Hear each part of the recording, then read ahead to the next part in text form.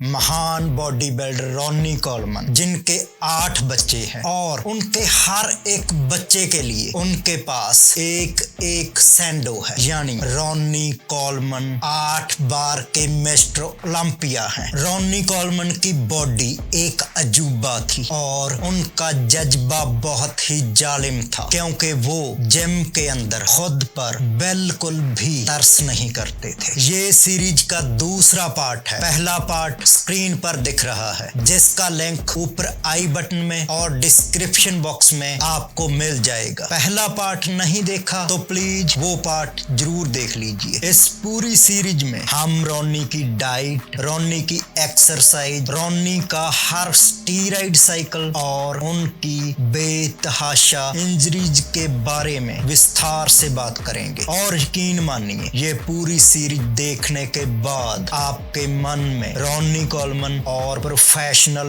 Body building की इज्जत 1000 गुना बढ़ जाएगी। मैं गुरप्रीत सिंह मल्ली, हेल्थ गुरु। वीडियो को अभी लाइक कर दीजिए और चैनल को भी सब्सक्राइब कर लीजिए, क्योंकि ये वीडियो और इसके आने वाले पार्ट आपके दिमाग को और रोशन करेंगे। तो रॉनी कोलमन पुलिस में भर्ती हो गए और पुलिस स्टेशन में मौजूद जिम के अंदर वर्कआउट भी करने लगे। लेकिन ये वर्कआउट बच्चों के खेल जैसा होता, क्योंकि रॉनी के जिस्म के सामने वो जिम एक बच्चों की जिम ही थी। लेकिन रॉनी कोलमन वहीं पर ही वर्कआउट करते। पता क्यों? क्योंकि वो जिम फ्री थी। और रॉनी कहते हैं कि बचपन में मैंने गरीबी को झेला था, मैं हमेशा फ्री की चीजों की ओर खिंचा जाता। रॉनी के साथी ऑफिसर गुस्टावो अर्लोटा ने एक दिन रॉनी से पूछा कि तुम कहां पर वर्कआउट करते हो? तो रॉनी ने कहा, स्टेशन में जो जिम है वहां। तो गुस्टावो कहने लगे, क्यों तुम अपना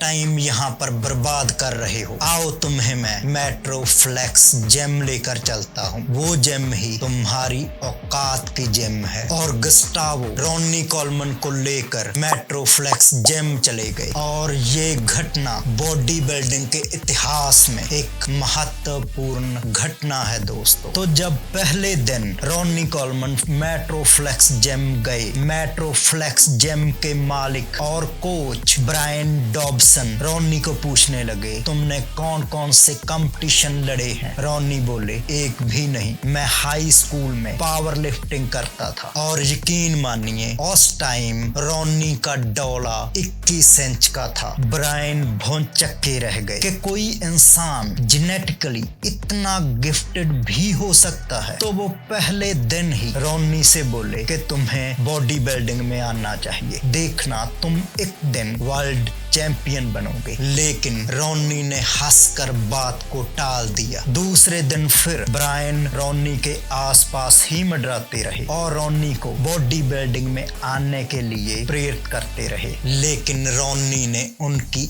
एक ना सुनी। तीसरे दिन फिर वही हुआ। ब्रायन फिर रॉनी के पीछे पड़ गए, क्योंकि ब्रायन की पारखू नजरों ने रॉनी के अंदर मिस्टर ओलंपिया को स्पष्ट देख लिया था। लेकिन रॉनी ने भी आज स्पष्ट बोल दिया कि ना तो मुझे बॉडी बिल्डिंग में कोई दिलचस्पी है और ना ही मैं स्टीरॉइड के चक्कर में पड़ना चाहता। मैं पुलिस में हूँ, मैं स्टीरॉइड नहीं ले सकता और मुझे स्टीरॉइड के साइड इफेक्ट से बहुत डर लगता है। आप मुझे माफ कर दीजिए। लेकिन चौथे दिन ब्रायन फिर रॉनी के पास आए और बोलने लगे, आज से 6 महीने बाद बॉडी बिल्डिंग का एक कंपटीशन है। तुम बस वो कंपटीशन मेरे लिए खेलो। तुम जीतो, तुम हारो, मैं तुम्हें सारी उम्र के लिए मेट्रो फ्लेक्स जिम की फ्री मेंबरशिप दूंगा और इसके साथ ही मैं तुम्हें हर तरह का सप्लीमेंट भी अपनी ओर से फ्री में दूंगा। तो अब रॉनी सोचने लगे। तो रॉनी बोले, ठीक है, लेकिन मुझे बॉडी बिल्डिंग की डाइट और बॉडी बिल्डिंग के कंपटीशन के बारे में कुछ भी नहीं पता, मुझे ये सब कौन सिखाएगा? तो ब्रायन बोले, वो सब मैं करूंगा। करूंगा, और वो भी बिल्कुल फ्री। तो आखिर रॉनी कोलमन बॉडी बिल्डिंग की दुनिया में प्रवेश कर गए। रॉनी कोलमन का बॉडी बिल्डिंग वाला सफर शुरू हो गया और ये सफर बॉडी बिल्डिंग के इतिहास में सुनहरी अक्षरों में लिखा गया। तो बाकी बातें अगले पार्ट में करेंगे। एपिजेनेटिकल मसल चैनल के साथ जुड़े रहिए।